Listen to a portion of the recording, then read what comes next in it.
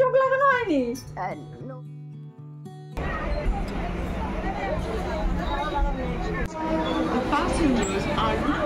Hello everyone, welcome back to my channel. আশা করছি তোমরা সবাই ভালো আছো, আমিও খুব ভালো আছি। এটা 20 তারিখের ভ্লগ, মানে ফেব্রুয়ারি মাসের 20 তারিখে। সেই দিন ছিল একটা ব্রাইডাল ডেট। ওই দিন আমার একটা বুকিং ছিল, তবে ব্রাইডাল বুকিং ছিল না, অ্যাজ এ পার্টি মেকআপের বুকিং ছিল। সো আমি চলে গেছিলাম কলকাতা থেকে বনগাঁয়।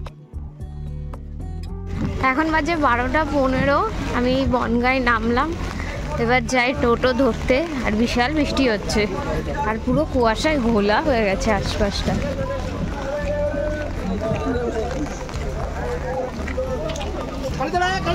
বাড়ি চলে এসেছি, এখনো বৃষ্টি থামিনি। তো মাঝখানে একটু প্রবলেম হয়েছে, যেহেতু বললাম আজকে সাজানো রয়েছে তাই আমি বাড়ি এসেছি। সো যে সাজবে, মানে আমাদের ক্লায়েন্ট যে আছে, তার খুব শরীর খারাপ, জ্বর এসছে, তাই এখন আমাকে আমার জিনিস নিয়ে তাদের বাড়ি যেতে হবে, আর কোনো অপশান নেই। আর বৃষ্টিতে স্বাভাবিক অসুস্থ মানুষ বেরোতে পারে না। সো এখন চলো আগে খেয়ে নিই, কারণ সকাল থেকে আমি কিছু খাইনি, খুব তাড়াহুড়ো করে বেরিয়েছি। আগে খেয়ে নিই, খেয়ে দিয়ে তারপর জিনিসপত্র গুছিয়ে নিই, আমরা বেরোবো। সাদা ভাত, ডাল, ডিম সিদ্ধ, আলু ভাজা, একদম সিম্পল খাবার। বৃষ্টির ভিউ দেখতে দেখতে আমি আমার লাঞ্চ করব।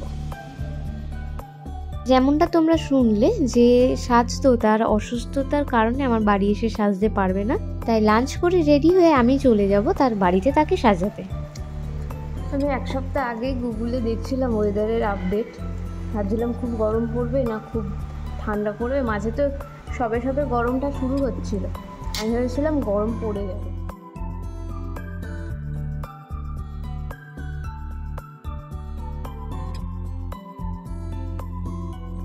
গোছানো আমার কমপ্লিট। এতে হেয়ারের মেশিন আছে, এতে আই মেকআপ আর ফেস মেকআপের জিনিস আছে। এবার আমি রেডি হব। রেডি হয়ে গেছি, ক্লায়েন্টের বাড়ি থেকে এখন লোক পাঠাচ্ছে, তারা আমার সাথে হাতে হাতে করে জিনিসটা নিয়ে যাবে। অ্যাকচুয়ালি বাড়িটা আমার পাশেই, মানে একটু পিছন দিকে বাড়িটা, হাঁটা পথে 5 মিনিট লাগবে। সো চলো এখন জিনিসপত্র নিয়ে নিচে যাওয়া যায়। নিচে নেমে দেখি বাবা এসছে। সো বাবা বললো চল আমি তোকে দিয়ে আসছি। বাবা দিয়ে আসছে, আমাকে লাইট দিয়ে যাচ্ছে। দিন পর এই রাস্তা দিয়ে যাচ্ছি, আমরা দেখতে দেখতে চলেও এসেছি।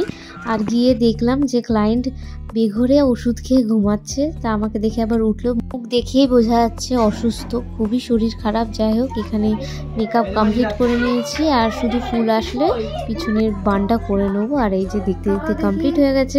কেমন কি হয়েছে কমেন্টে একটু জানিও, ভালো লাগবে। তারপরে বসে পড়লো আর একজন ক্লায়েন্ট, এনার বাড়ি হলো সুন্দরবনে এসে বিয়ে বাড়ি খেতে, তাই আমাকে বললো সাজিয়ে দাও। আমি বসে পড়লাম, আর মাঝপথে চেয়ারে উঠে দাঁড়াতে হয়েছে কিছু জিনিস বের করার জন্য। টাকাও দেখি একটু। আর দেখো দেখতে দেখতে ইনিও রেডি হয়ে গেছে। কেমন কি লাগছে অবশ্যই জানিও, সবাইকে কেমন লাগছে সেটা জানিও। আর একটা টুইস্ট হলে এনাকে সাজানোর কোনো ক্লিপই নিতে পারিনি। ইভেন দেখো ল্যাশ লাগানো হয়েছে, ল্যাশের গ্লু শুকায়নি কারণ ভীষণ ব্যস্ত ছিল। তো যাই হোক, সাজিয়ে আমি বেরিয়ে পড়লাম। চলো হেঁটে হেঁটে যাই। এই যে এখন সব ছড়া দাঁড়া।